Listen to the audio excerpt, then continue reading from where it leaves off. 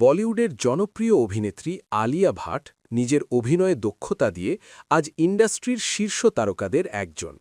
তবে কেরিয়ারের শুরুটা এতটা সহজ ছিল না।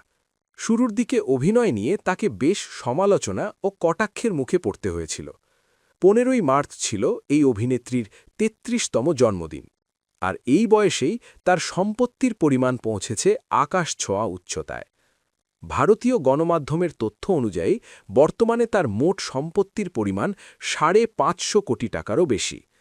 আয়ের দিক থেকে তিনি পেছনে ফেলেছেন বলিউডের আরও কয়েকজন শীর্ষ অভিনেত্রী, যাদের মধ্যে রয়েছেন ঐশ্বরিয়া রায় বচ্চন, করিনা কাপুর এবং জুহি চাওলা। প্রতিটি সিনেমার জন্য বর্তমানে আলিয়া ভাট পারিশ্রমিক নেন প্রায় ১৫ থেকে ১৮ কোটি টাকা।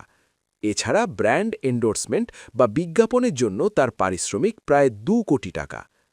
আন্তর্জাতিক বিভিন্ন ব্র্যান্ডের সঙ্গেও নিয়মিত কাজ করছেন তিনি।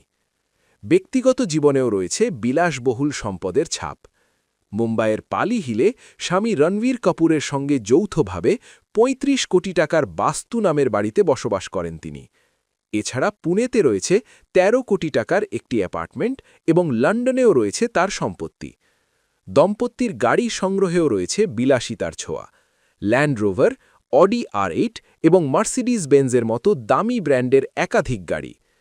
সমালোচনা থেকে সাফল্যের এই যাত্রায় আলিয়া ভাট প্রমাণ করেছেন, প্রতিভা আর পরিশ্রম থাকলে যে কোনো বাধা জয় করা সম্ভব।